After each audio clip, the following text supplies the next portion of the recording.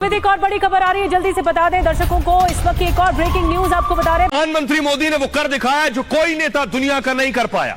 यही वजह है और यही पीएम मोदी की ताकत है, यही कूटनीति है और इसी जरिए से प्रधानमंत्री दुनिया को साथ लेते हैं। लेकिन भारत सरकार ने एक ऐसा फैसला लिया है जिसने अमेरिका की जड़ें हिला दी हैं। इस एक फैसले से पीएम मोदी ने अमेरिकी डीप स्टेट के कई खतरनाक लोगों की गर्दन पकड़ ली है, जिसके बाद इन सभी लोगों ने डोनाल्ड ट्रंप पर भारत के खिलाफ कदम उठाने का दबाव बनाया।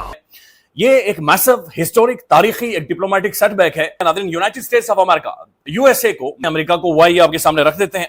पाकिस्तान के सोशल मीडिया के ऊपर जो चीज मैसिवली ट्रेंड कर रही है, और अभी देख रहा था मैं, मोदी ने ट्वीट भी इसके हवाले से किया हुआ है। क्या आप जानते हैं कि अमेरिका भारत के खिलाफ जो एक्शन ले रहा है वो दरअसल एक्शन नहीं, रिएक्शन है।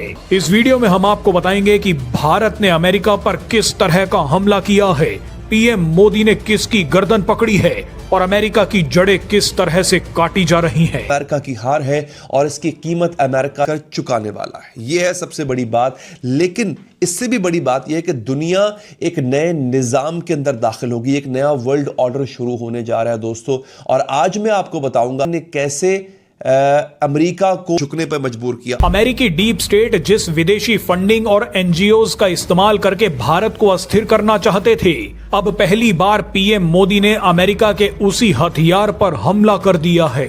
अमेरिका की इसी बौखलाहट का सबसे बड़ा सबूत कुछ दिन पहले देखने को मिला, जब पहली बार अमेरिका की डेमोक्रेटिक और रिपब्लिकन दोनों ही पार्टियों ने भारत के फॉरेन कंट्रीब्यूशन रेगुलेशन एक्ट यानी एफसीआरए कानून में प्रस्तावित बदलावों की आलोचना शुरू कर दी है। लेकिन उधर हम देख रहे हैं कि सब बदल रहा है।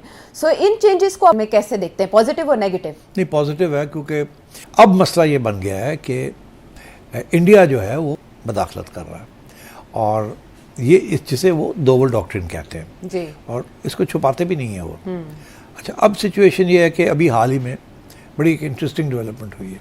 अच्छा, तो इसकी भी अहमियत है ना, अदरवाइज क्या अमेरिका को क्या तकलीफ है? इसी एफसीआरए कानून की कमजोरियों का फायदा उठाकर अमेरिका और यूरोपीय देश भारत में काम कर रहे एनजीओज को फंडिंग भेजते थे, क्रिश्चियन मिशनरीज को फंडिंग देते थे।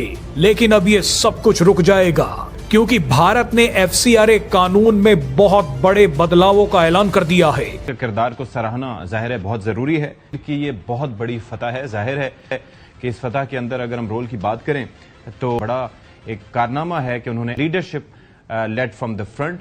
लेकिन अभी तक अमेरिका का डीप स्टेट एनजीओज की आड़ में जिस तरह से भारत की राजनीति में दखल दे रहा था, पीएम मोदी को हटाने की कोशिशें कर रहा था, वो अब रुक जाएंगी।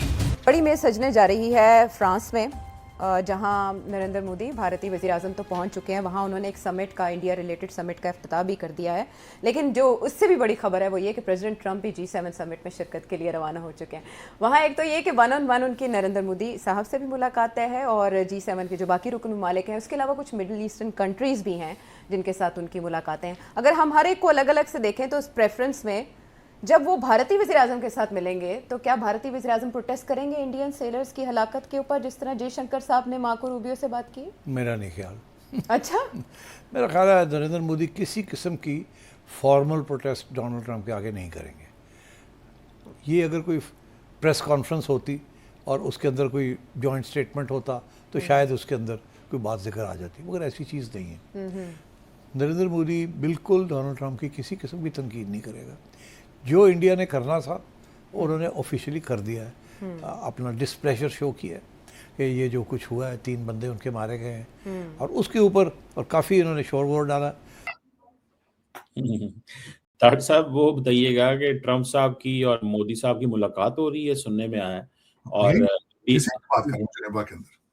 जी वो हो रही है मुलाकात, इसको कैसे देखते हैं? वो उधर एक तरफ स्टेटमेंटें बड़ी सख्त आ रही हैं, दूसरी तरफ वो मोदी से मिलना भी चाहते हैं, क्या वजह सर? देखें, मेरे ख्याल में, अगर जो मेरी स्पेकुलेशन है, मिनते तरले पीछे बैकडोर शुरू हो चुके होंगे कि प्लीज खुदारा फील्ड मार्शल का जिक्र ना किया जाए, खुदारा तैयारों का नाम ना लिया जाए, खुदारा माफी दे दे, ये पीछे बातें चल रही होंगी।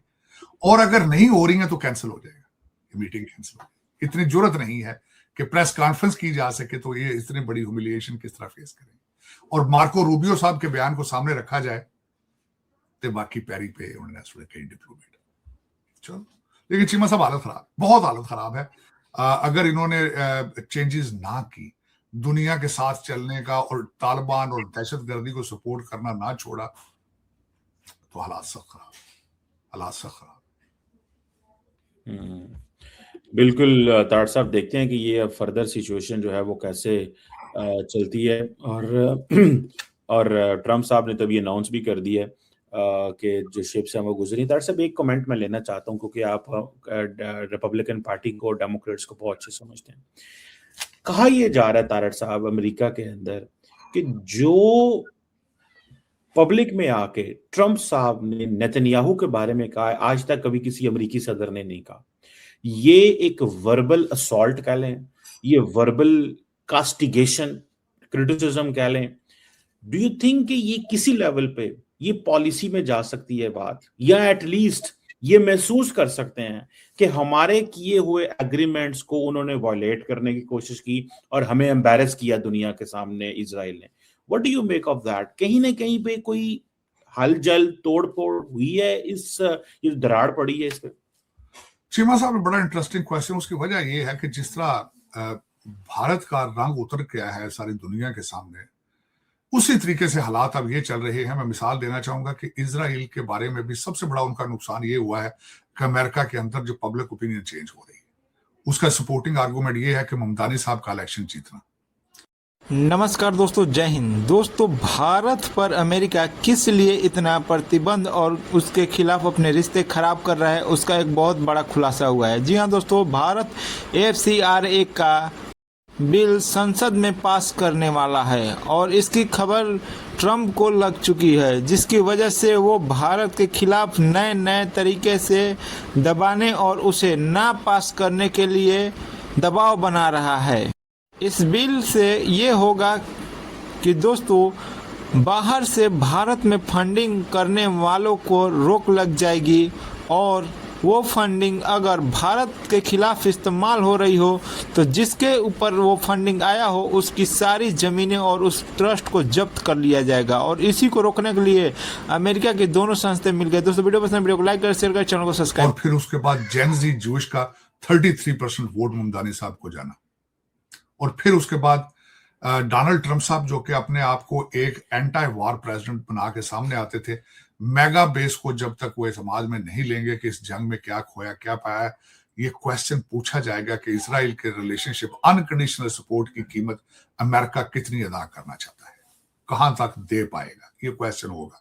अब दूसरी तरफ इसी तस्वीर का दूसरा रुख ये है कि अभी रिसेंट ईरान से एक स्टेटमेंट आई है कि गुड कॉप बैड कॉप। क्या ये वाकई स्टोरी ठीक है? क्या दोनों एक दूसरे की मर्जी से चल रहे हैं? मुझे उसमें भी हकीकत नजर आती है। इजराइल 1 घंटा नहीं गुजार सकता अमेरिका के जब तक असले की सपोर्ट पीछे से ना आए, सप्लाई ना जाए, क्योंकि ही इज अलोन देयर। अपनी जो उनकी गुडविल थी